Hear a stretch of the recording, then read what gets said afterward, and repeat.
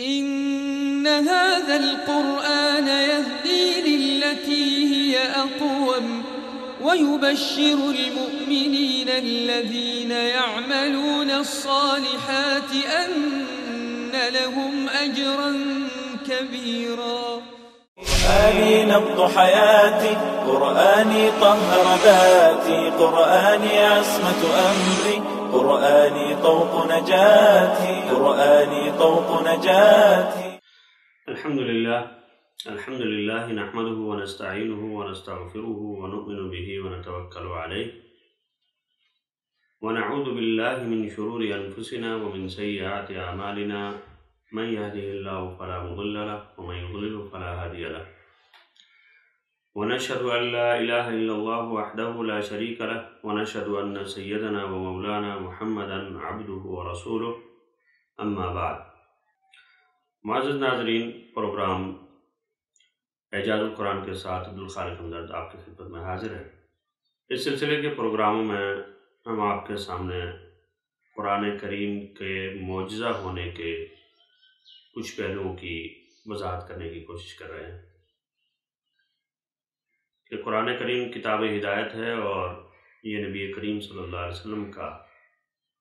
رہتی دنیا تک ایک ابدی معجزہ ہے، اور بہت سے پہلوؤں سے قرآن کریم کے معجزہ ہونے کی بات کو بیان کیا جا چکا ہے، اور کچھ پہلوؤں کا تذکرہ اگلے پروگراموں میں ہوگا.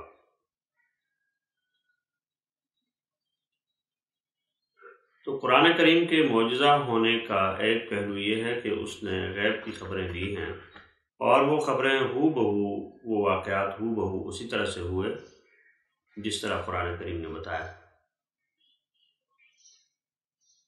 اس کی کچھ مثالیں پہلے بیان کر چکا ہوں. یہاں پر ایک اور مثال اس کا تذکرہ کریں گے کہ قرآن کریم کی سورۃ القمر جو ہے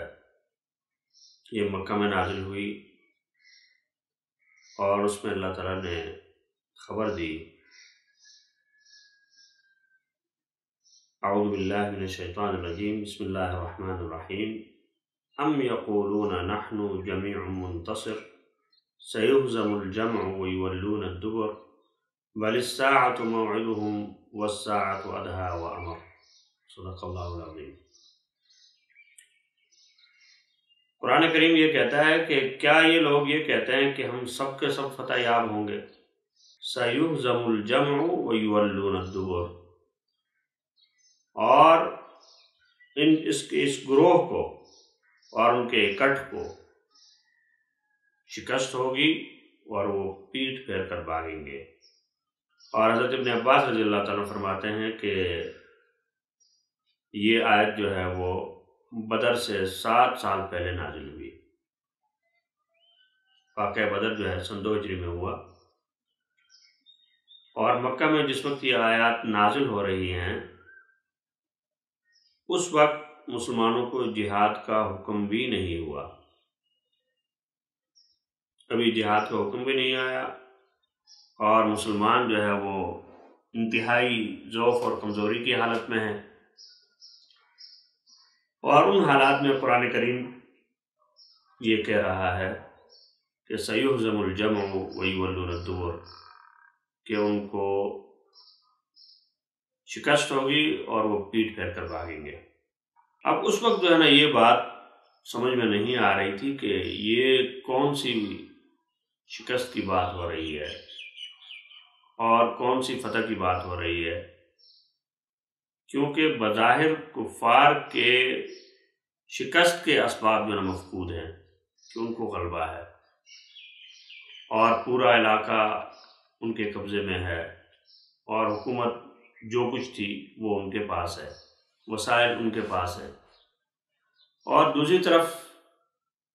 شکست جو ہے وہ بظاہر وہ مسلمانوں کے ساتھ ہے، وہ مظلوم ہیں، انہوں نے ہجرت کی، گھر بار چھوڑا، یعنی کوئی جو ہے سامنے کی چیز جو ہے ایسی نظر نہیں آ رہی جس سے کوئی یہ کہے کہ بالکل جو ہے نا یہ قرآن کریم جو بتا رہا ہے ایسا ہوگا. سیہزم الجمع ویولون الدبر، کہ ان کو جو ہے نا وہ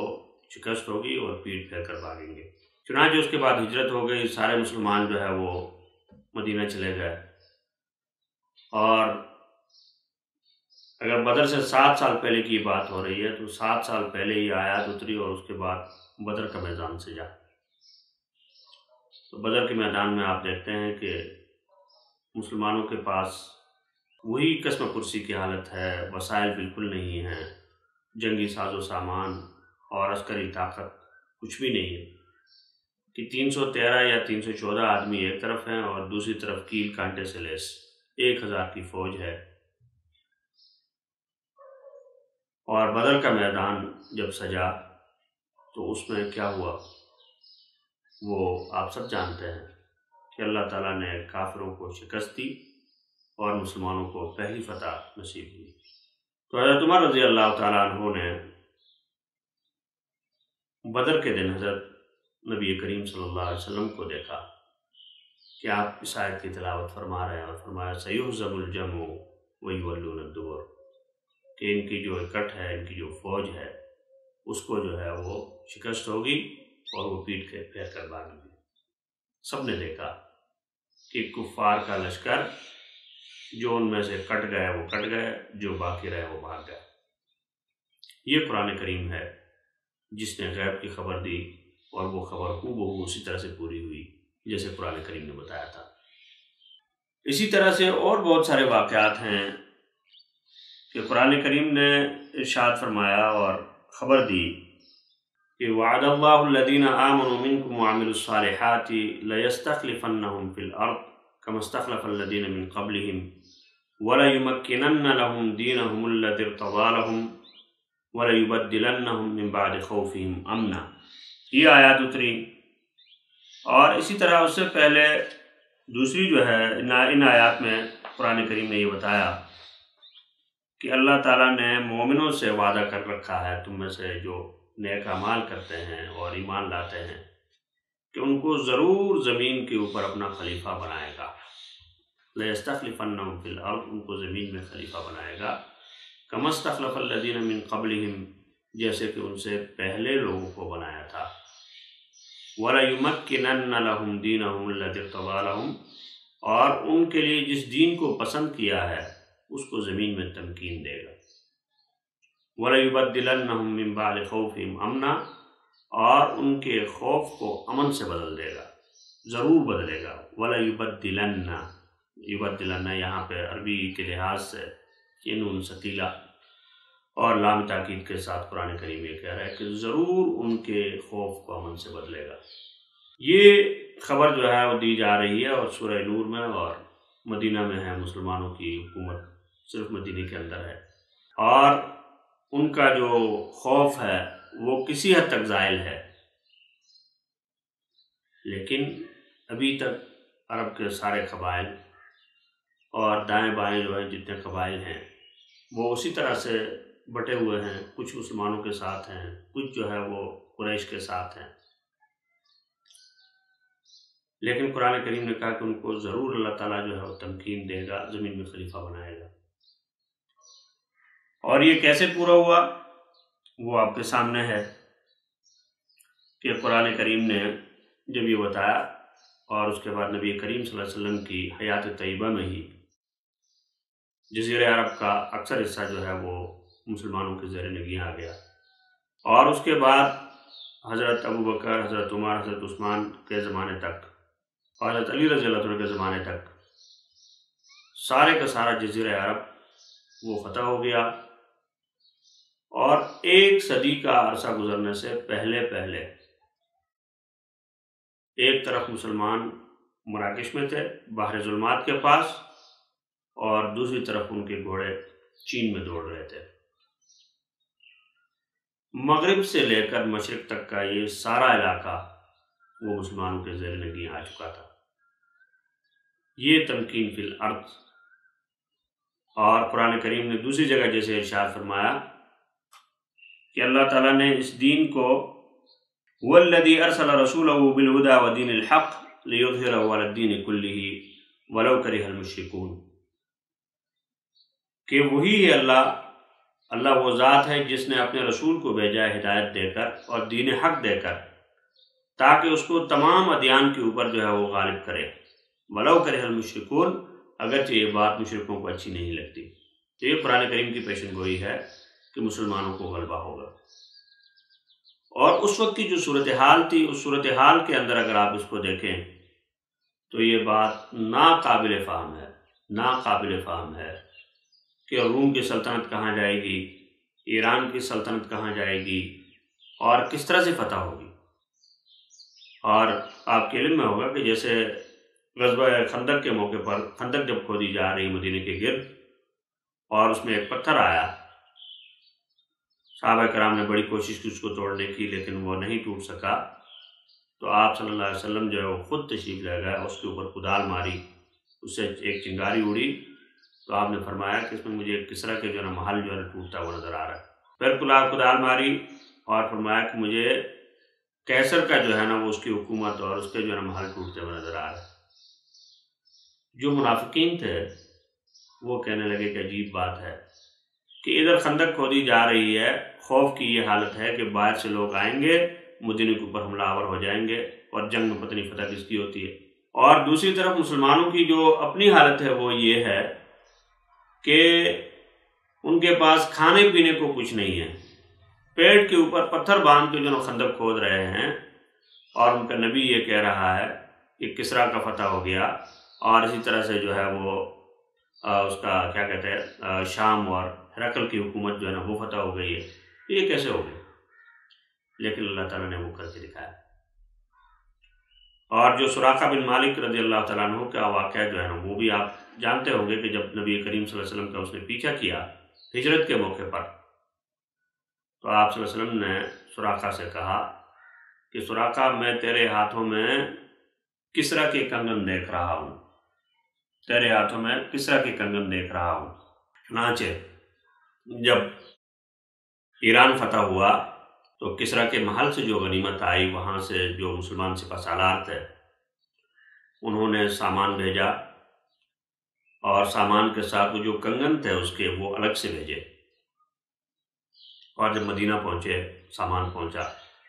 تو خلیفۃ المسلمین نے سامان دیکھا اور فرمایا کہ بھئی سامان پورا نہیں ہے۔ یہ مسلمانوں کا ایمان ہے کہ غیب کی جو خبر قرآن کریم نے دی ہے، نبی کریم صلی اللہ علیہ وسلم نے جو بتایا ہے وہ ہو کر رہے گا۔ اس کے اوپر آپ ایمان کی پختگی دیکھیں۔ کہا سامان پورا نہیں ہے، کہا جی سامان تو یہی ہے، کہا نہیں سامان پورا نہیں ہے، سامان پورا ہونا چاہیے کہ اس میں کنگن نہیں۔ چنانچہ قاصد پہنچا دوسرا اور اس نے وہ کنگن دیے، فرمایا اب پورا ہو گیا۔ کیوں؟ کہ نبی کریم صلی اللہ علیہ وسلم نے سراقہ سے وعدہ کیا اور سراقہ سے کہا کہ میں تیرے ہاتھوں میں کسریٰ کے کنگن دیکھ رہا ہوں اور سامان میں کنگن موجود نہیں۔ وہ جزوی واقعہ تھا، اور یہ عمومی جو ہے جس کو فتح قرآن کریم نے کہا کہ اس دین کو اللہ تعالیٰ فتح دے گا، تو اس نے فتح اس کو دی، اور سارے کا سارا جو ہے شام کی حکومت، کسریٰ کی حکومت، وہ ساری کی ساری جو ہے اس کے بعد ختم،